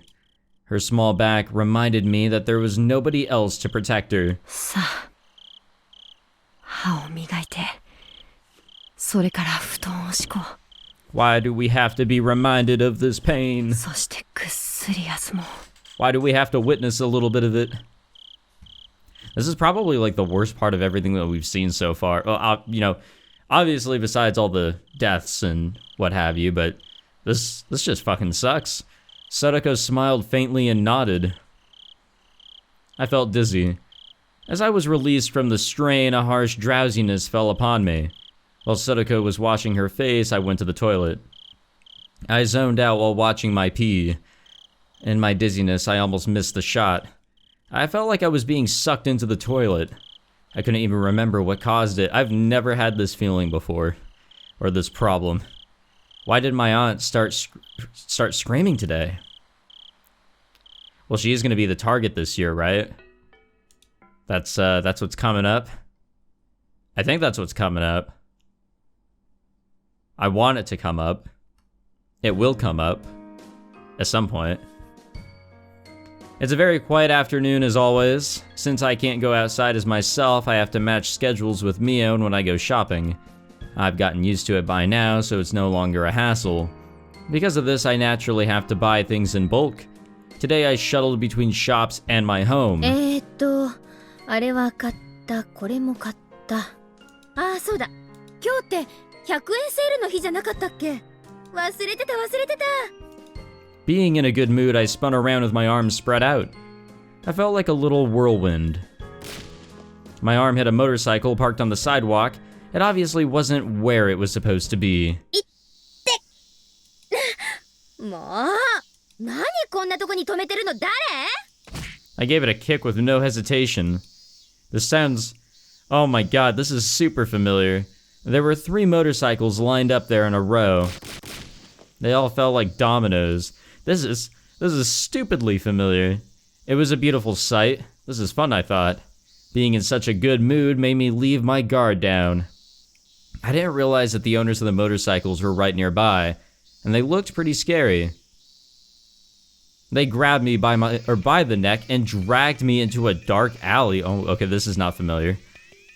Then they called me all kinds of names. Everything was happening too quickly for me to grasp what was going on.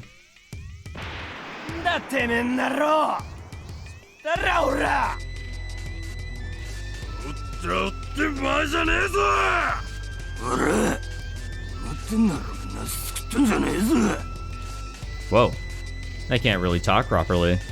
I didn't have a clue what they were saying. No, don't worry, I'm kind of struggling myself. I had to translate their alien tongue into normal human words in order to understand. We're very upset because you knocked down our motorcycles. You should immediately pay for the repair and compensation. Yeah, that was probably it. That's our offer, what do you say? We'd be happy to listen to your opinion. Something like that? あー、ごめんなさい。さすがにそろそろ翻訳不能かも。I know what they're trying to say, but somebody has to warn them about the way they park their motorcycles. It wouldn't be fair to those who obey the rules if there were no punishment for those who disobey them. This is an accident, but it must also be God's will. But God, you can use me to punish these guys, but how will you compensate me later? I heaved a huge sigh. Of course, I wasn't afraid in this situation at all, because it wasn't a dangerous one for me. These 3 guys were yelling at the top of their lungs at a girl. They didn't look good doing it, and they had too many disadvantages. First, there were the differences in gender and then in the number of people. Even if I did something wrong as men shouting at a woman, it didn't make them look like they were in the right. Added to that, there were 3 of them, and it already looked like it was going to get violent. Second, the location. Taking a girl into a dark, narrow alley is already a bad idea. And on top of that, they're asking for money, not just an apology. Thanks to these facts, the public will be on my side. So this was a fight they couldn't possibly win. The only way for them to win would be to take my money before somebody finds out. Considering that, taking me to this narrow, secluded alleyway might have been a smart move, since fewer people will find out about this situation.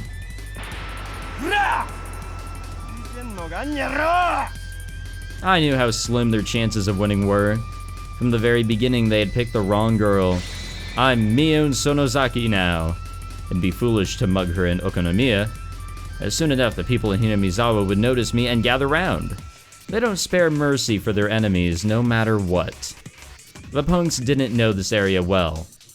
If they did, they'd have known how silly it was to rob Mion. Plus, the alleyway isn't always as empty as they assumed. And this side street is a shortcut which local people frequently use on their way home.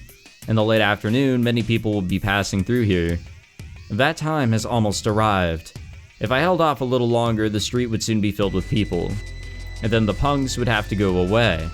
I didn't have to do anything. I just had to wait in order to win. This was a simple fight like that. You know, and it's very familiar to what we saw in Chapter 2. While they could hurl abusive language at me or lift me up by my collar, they weren't actually going to resort to violence.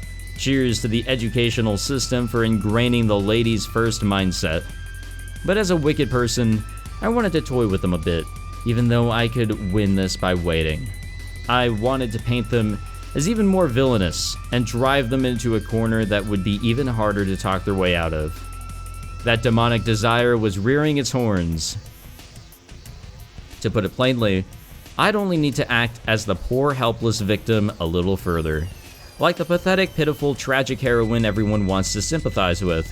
In a case like this, I shouldn't start crying immediately because they'd get nervous and draw back. If it were a truly threatening situation, that would work, but I needed something different here. I'd pretend to be strong at first. In fact, I thought, why don't I challenge them? And eventually I'd start trembling, my voice would fade, and I'd get tears in my eyes. It'd be even better if I played the role of a strong girl who's slowly giving into fear. Mion and I are probably the only ones who are capable of pulling that kind of stuff off. Well, I'm probably better than her.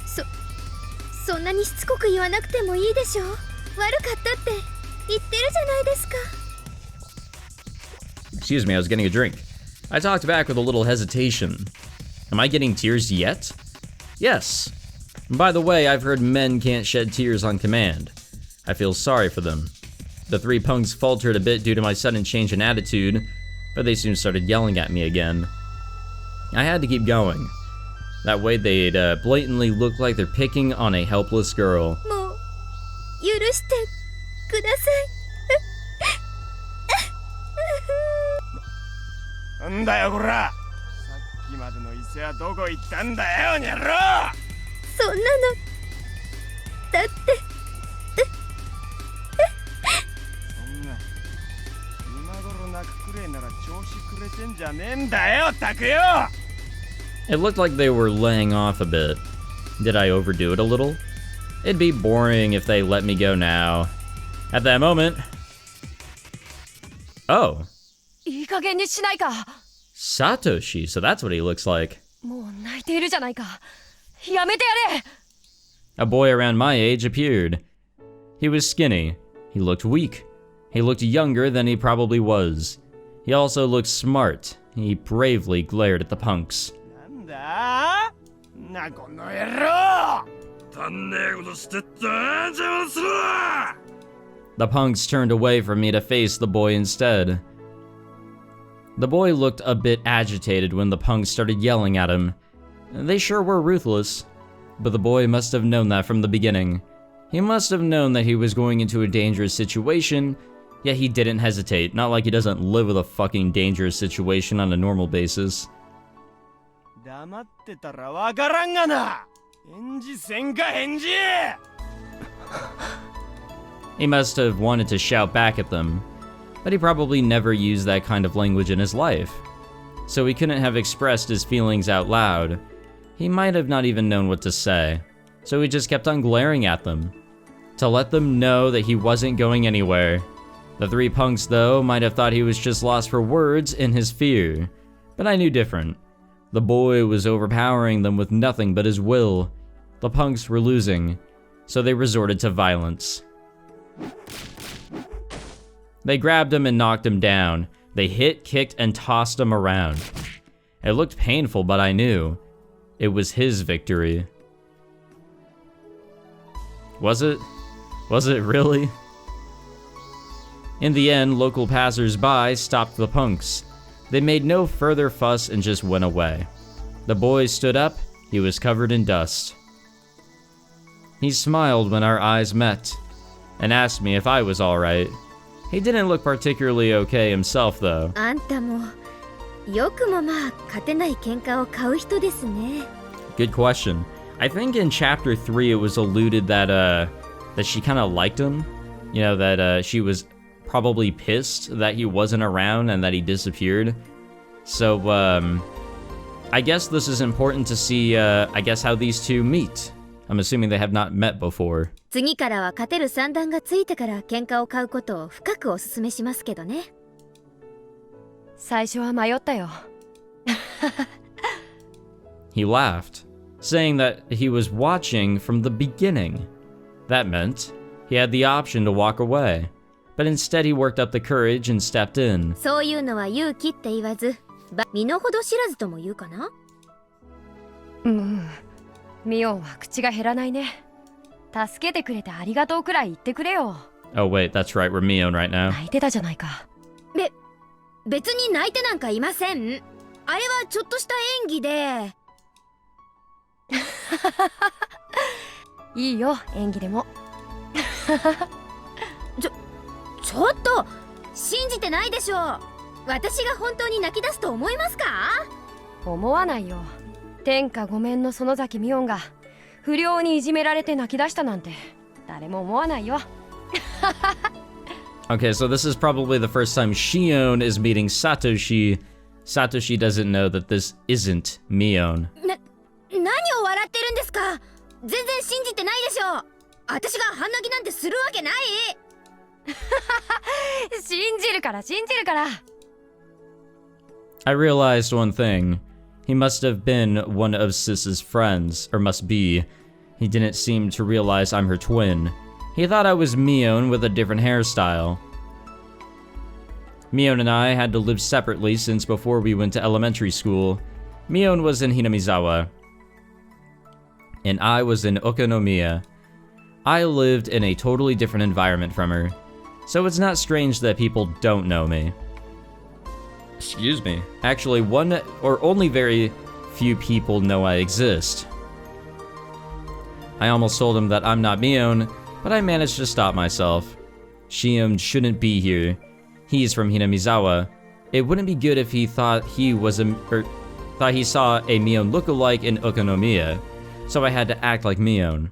Dealing with him could be more difficult than handling those punks. でもま、ミオンにも少しは女の子らしいところがあったんで安心したよ。なんだか妙に引っかかる言い方ですけど、つまりはどういう意味です？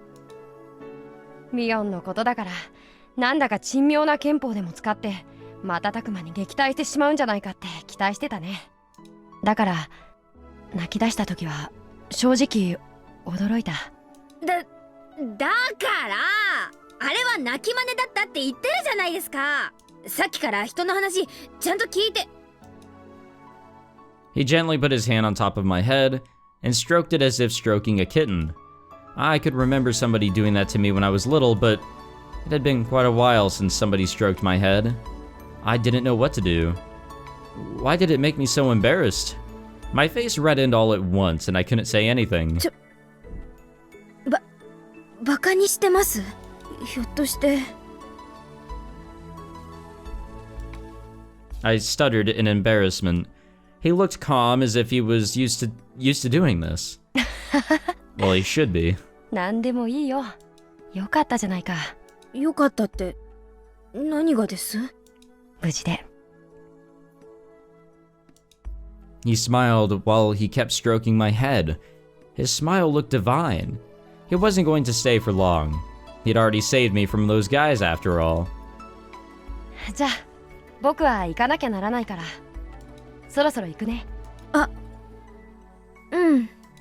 I wanted to go through all the steps of meeting someone for the first time, but he didn't. As far as he was concerned, he just saved a friend from danger and wanted to leave quickly to avoid seeming pretentious. He and Mion must be friends who knew each other well, so I couldn't bring myself to ask what's your name. Mion's friend smiled once again. His smile looked as refreshing as a clear blue sky. This time he smiled a bit mischievously. 安心しなよ。ミオンが泣いてたなんて誰にも言わないから。もっとも言ったところで誰も信じないだろうけどね。天下無双の委員長が泣いてたなんて絶対誰も信じない。He patted the dust off his butt once again.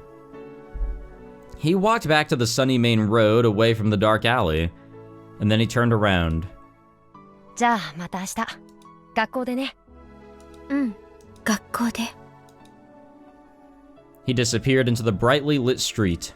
I continued to sit in the gloomy alleyway. I could no longer see him. I was just staring absent-mindedly at the bright light. That was the first time I met Satoshi-kun. Yeah, she definitely falls in love with him or some shit. Oh, I'm not even allowed to walk freely under the sun. I met a boy on a sunny day. How come a perverse girl like me fell in love with his innocence? Notebook page 5. Okay, yeah, so she definitely... Okay, there we go. Well, anyways, she definitely has feelings for him, or she grows feelings for him. That was just the first step.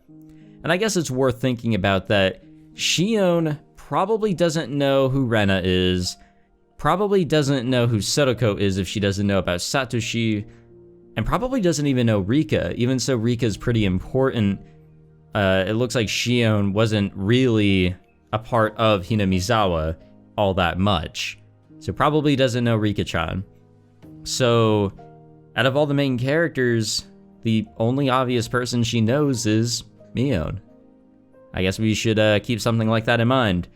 This is going to be where I end this episode. So I have to admit something, as you can tell by the save. I've been actually recording this off and on for, I guess, during my little break from YouTube.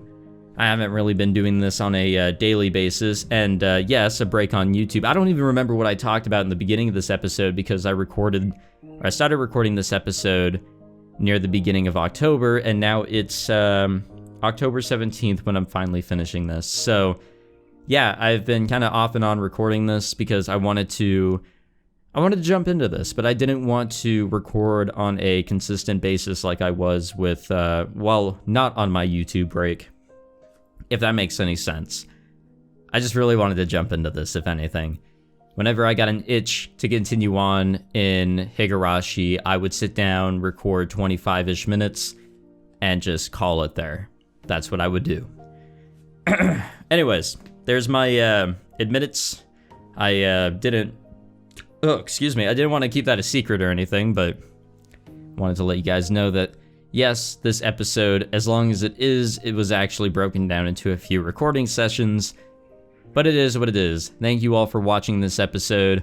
I hope you enjoyed, and like I said, I don't even remember what I was talking about in the beginning, other than just my normal introductory stuff for a playthrough, especially for something like this, but I hope that this episode was coherent enough, and it was believable in a way that I was recording this for how many hours or minutes or whatever this was of an episode. Thank you regardless for watching. If you enjoyed, be sure to leave a like. If you'd like to continue on my journey through Higurashi and whatever else, feel free to subscribe or not. It's totally up to you. And I look forward to having you guys along with me for the journey and whatnot as we continue on into episode 2 and whatever comes after that. I'll see you guys then. Take it easy.